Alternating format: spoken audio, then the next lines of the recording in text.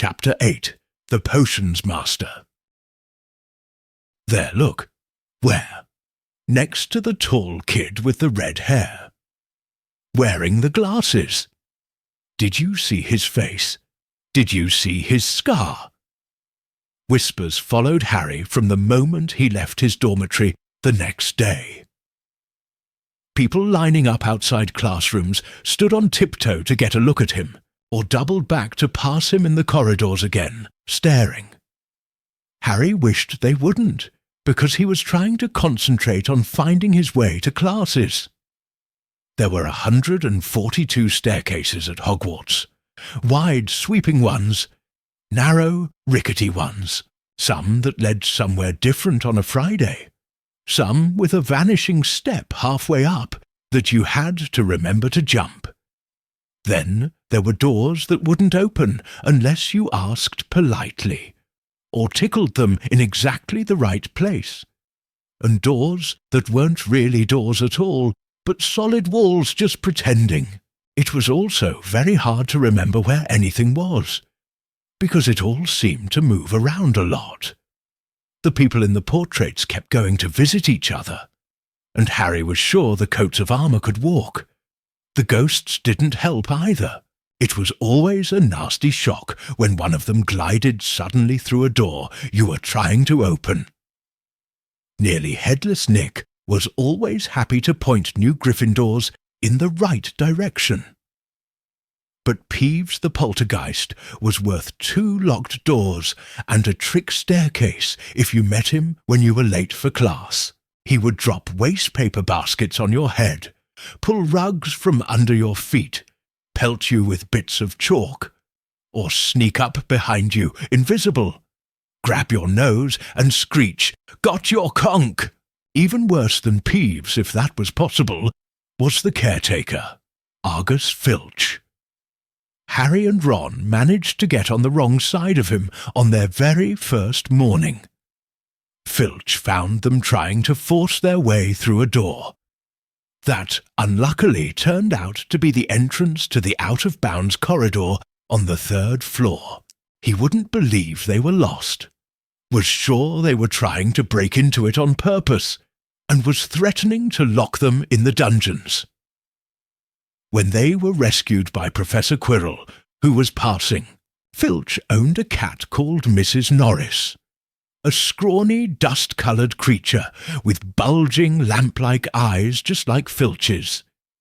She patrolled the corridors alone, break a rule in front of her, put just one toe out of line, and she'd whisk off for Filch, who'd appear, wheezing, 2 seconds later. Filch knew the secret passageways of the school better than anyone, except perhaps the Weasley twins, and could pop up as suddenly as any of the ghosts. The students all hated him, and it was the dearest ambition of many to give Mrs. Norris a good kick, and then, once you had managed to find them, there were the classes themselves.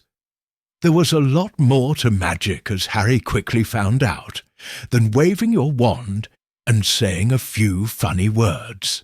They had to study the night skies through their telescopes every Wednesday at midnight, and learn the names of different stars and the movements of the planets. 3 times a week they went out to the greenhouses behind the castle to study herbology, with a dumpy little witch called Professor Sprout, where they learned how to take care of all the strange plants and fungi, and found out what they were used for. Easily the most boring class was History of Magic, which was the only one taught by a ghost. Professor Binns had been very old indeed, when he had fallen asleep in front of the staff-room fire, and got up next morning to teach, leaving his body behind him. Binns droned on and on while they scribbled down names and dates, and got Emmerich the Evil and Uric the Oddball mixed up. Professor Flitwick, the charms teacher, was a tiny little wizard, who had to stand on a pile of books to see over his desk.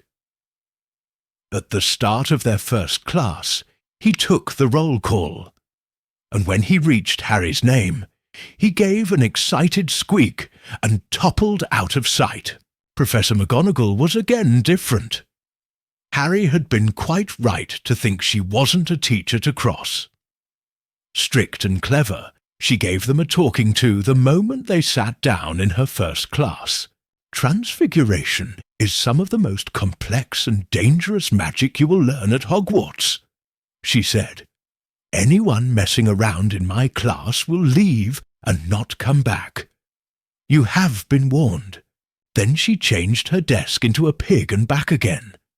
They were all very impressed and couldn't wait to get started, but soon realized they weren't going to be changing the furniture into animals for a long time. After taking a lot of complicated notes, they were each given a match and started trying to turn it into a needle. By the end of the lesson, only Hermione Granger had made any difference to her match. Professor McGonagall showed the class how it had gone all silver and pointy, and gave Hermione a rare smile. The class everyone had really been looking forward to was Defense Against the Dark Arts. But Quirrell's lessons turned out to be a bit of a joke. His classroom smelled strongly of garlic, which everyone said was to ward off a vampire he'd met in Romania, and was afraid would be coming back to get him one of these days. His turban, he told them, had been given to him by an African prince, as a thank you for getting rid of a troublesome zombie. But they weren't sure they believed this story. For one thing, when Seamus Finnegan asked eagerly to hear how Quirrell had fought off the zombie. Quirrell went pink and started talking about the weather. For another, they had noticed that a funny smell hung around the turban. And the Weasley twins insisted that it was stuffed full of garlic as well, so that Quirrell was protected wherever he went. Harry was very relieved to find out that he wasn't miles behind everyone else. Lots of people had come from Muggle families, and like him, hadn't had any idea that they were witches and wizards. There was so much to learn that even people like Ron didn't have much of a head start. Friday was an important day for Harry and Ron. They finally managed to find their way down to the Great Hall for breakfast without getting lost once. "What have we got today?" Harry asked Ron as he poured sugar on his porridge. "Double potions with the Slytherins," said Ron. "Snape's head of Slytherin House. They say he always favours them. We'll be able to see if it's true." "Wish McGonagall favoured us," said Harry. Professor McGonagall was head of Gryffindor House, but it hadn't stopped her from giving them a huge pile of homework the day before. Just then, the mail arrived. Harry had gotten used to this by now, but it had given him a bit of a shock on the first morning, when about 100 owls had suddenly streamed into the Great Hall during breakfast, circling the tables until they saw their owners, and dropping letters and packages onto their laps. Hedwig hadn't brought Harry anything so far. She sometimes flew in to nibble his ear and have a bit of toast, before going off to sleep in the owlery with the other school owls.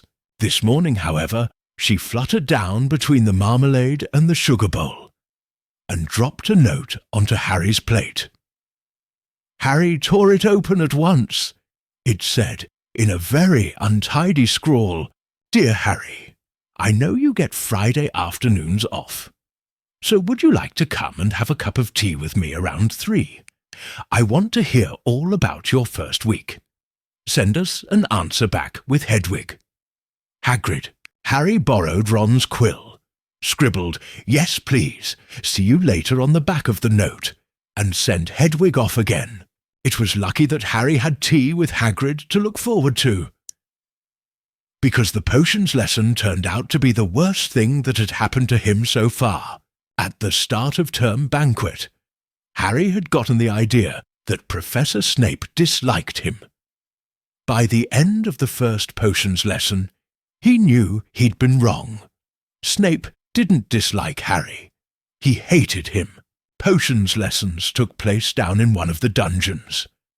It was colder here than up in the main castle, and would have been quite creepy enough without the pickled animals floating in glass jars all around the walls. Snape, like Flitwick, started the class by taking the roll call. And like Flitwick, he paused at Harry's name. "Ah, yes," he said softly, "Harry Potter, our new celebrity." Draco Malfoy and his friends Crabbe and Goyle sniggered behind their hands. Snape finished calling the names and looked up at the class. His eyes were black like Hagrid's, but they had none of Hagrid's warmth. They were cold and empty, and made you think of dark tunnels. "You are here to learn the subtle science and exact art of potion-making," he began. He spoke in barely more than a whisper, but they caught every word. Like Professor McGonagall, Snape had the gift of keeping a class silent without effort, as there is little foolish wand-waving here. Many of you will hardly believe this is magic. I don't expect you will really understand the beauty of the softly simmering cauldron, with its shimmering fumes, the delicate power of liquids that creep through human veins, bewitching the mind, ensnaring the senses. I can teach you how to bottle fame, brew glory, even stop a death, if you aren't as big a bunch of dunderheads as I usually have to teach." More silence followed this little speech.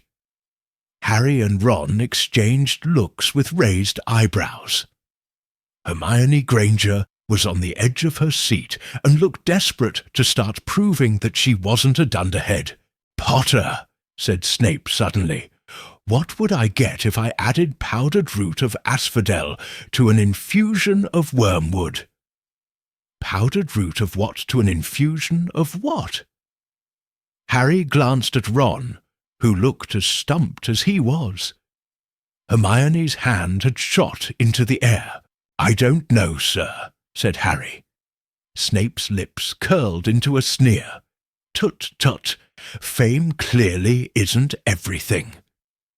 He ignored Hermione's hand. "Let's try again. Potter, where would you look if I told you to find me a bezoar?" Hermione stretched her hand as high into the air as it would go without her leaving her seat. But Harry didn't have the faintest idea what a bezoar was. He tried not to look at Malfoy, Crabbe, and Goyle, who were shaking with laughter. "I don't know, sir. Thought you wouldn't open a book before coming, eh, Potter?" Harry forced himself to keep looking straight into those cold eyes. He had looked through his books at the Dursleys. But did Snape expect him to remember everything in 1,000 magical herbs and fungi? Snape was still ignoring Hermione's quivering hand. "What is the difference, Potter, between monkshood and wolfsbane?" At this, Hermione stood up, her hand stretching towards the dungeon ceiling. "I don't know," said Harry quietly. "I think Hermione does, though. Why don't you try her?" A few people laughed. Harry caught Seamus's eye, and Seamus winked. Snape, however, was not pleased. "Sit down," he snapped at Hermione. "For your information, Potter, asphodel and wormwood make a sleeping potion so powerful. It is known as the Draught of Living Death. A bezoar is a stone taken from the stomach of a goat, and it will save you from most poisons. As for monkshood and wolfsbane, they are the same plant, which also goes by the name of aconite. Well, why aren't you all copying that down?" There was a sudden rummaging for quills and parchment. Over the noise, Snape said, "And a point will be taken from Gryffindor House for your cheek, Potter." Things didn't improve for the Gryffindors as the potions lesson continued. Snape put them all into pairs and set them to mixing up a simple potion to cure boils. He swept around in his long black cloak, watching them weigh dried nettles and crush snake fangs, criticizing almost everyone except Malfoy, whom he seemed to like. He was just telling everyone to look at the perfect way Malfoy had stewed his horned slugs. When clouds of acid green smoke and a loud hissing filled the dungeon, Neville had somehow managed to melt Seamus's cauldron into a twisted blob, and their potion was seeping across the stone floor, burning holes in people's shoes. Within seconds, the whole class was standing on their stools, while Neville, who had been drenched in the potion when the cauldron collapsed, moaned in pain as angry red boils sprang up all over his arms and legs. "Idiot boy!" snarled Snape, clearing the spilled potion away with one wave of his wand. "I suppose you added the porcupine quills before taking the cauldron off the fire." Neville whimpered as boils started to pop up all over his nose. "Take him up to the hospital wing," Snape spat at Seamus. Then he rounded on Harry and Ron, who had been working next to Neville. "You, Potter! Why didn't you tell him not to add the quills? Thought he'd make you look good if he got it wrong, did you? That's another point you've lost for Gryffindor." This was so unfair that Harry opened his mouth to argue, but Ron kicked him behind their cauldron. "Don't push it," he muttered. "I've heard Snape can turn very nasty." As they climbed the steps out of the dungeon an hour later, Harry's mind was racing and his spirits were low. He'd lost 2 points for Gryffindor in his very first week. Why did Snape hate him so much? "Cheer up," said Ron. "Snape's always taking points off Fred and George. Can I come and meet Hagrid with you?" At 5 to 3, they left the castle and made their way across the grounds. Hagrid lived in a small wooden house on the edge of the Forbidden Forest. A crossbow and a pair of galoshes were outside the front door. When Harry knocked, they heard a frantic scrabbling from inside and several booming barks. Then Hagrid's voice rang out, saying, "Back, Fang, back!" Hagrid's big hairy face appeared in the crack as he pulled the door open. "Hang on," he said. "Back, Fang." He let them in, struggling to keep a hold on the collar of an enormous black boarhound. There was only one room inside. Hams and pheasants were hanging from the ceiling. A copper kettle was boiling on the open fire, and in the corner stood a massive bed with a patchwork quilt over it. "Make yourselves at home," said Hagrid, letting go of Fang, who bounded straight at Ron and started licking his ears. Like Hagrid, Fang was clearly not as fierce as he looked. "This is Ron," Harry told Hagrid, who was pouring boiling water into a large teapot and putting rock cakes onto a plate. "Another Weasley, eh?" said Hagrid, glancing at Ron's freckles. "I spent half me life chasing your twin brothers away from the forest." The rock cakes were shapeless lumps with raisins that almost broke their teeth. But Harry and Ron pretended to be enjoying them. As they told Hagrid all about their first lessons, Fang rested his head on Harry's knee and drooled all over his robes. Harry and Ron were delighted to hear Hagrid call Filch "that old git." "And as for that cat, Mrs. Norris, I'd like to introduce her to Fang sometime. You know, every time I go up to the school, she follows me everywhere. Can't get rid of her. Filch puts her up to it." Harry told Hagrid about Snape's lesson. Hagrid, like Ron, told Harry not to worry about it, that Snape liked hardly any of the students. "But he seemed to really hate me."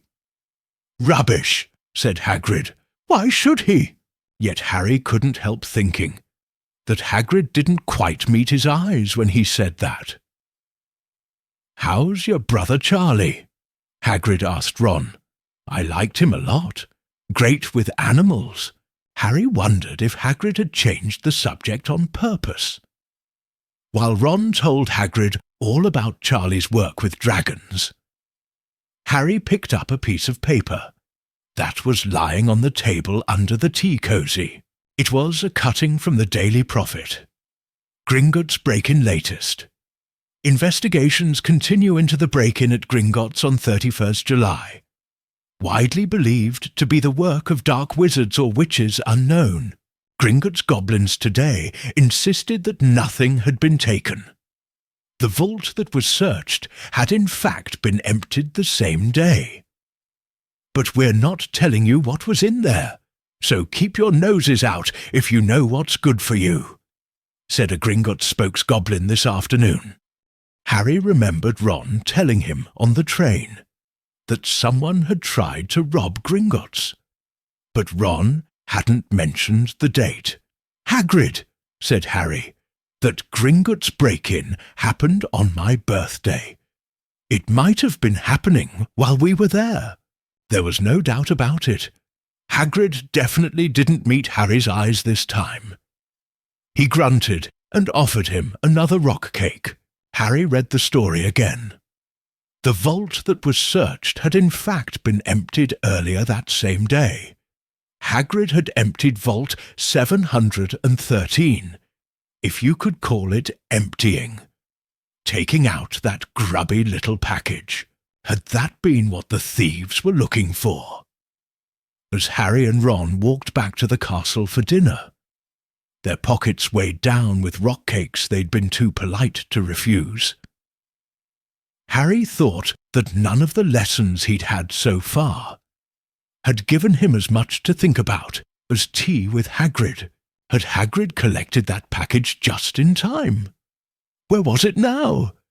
And did Hagrid know something about Snape that he didn't want to tell Harry? He's the potions master, but Snape seems to be brewing something more than just spells. With vaults being emptied, secrets locked away, and enemies hiding in plain sight, Harry's magical education is only just beginning. This was Chapter 8 of Harry Potter and the Philosopher's Stone by J.K. Rowling. We don't own the story. We just bring the magic to life for you. Follow Beyond the Horizon stories on YouTube, Instagram, and TikTok for the full magical journey.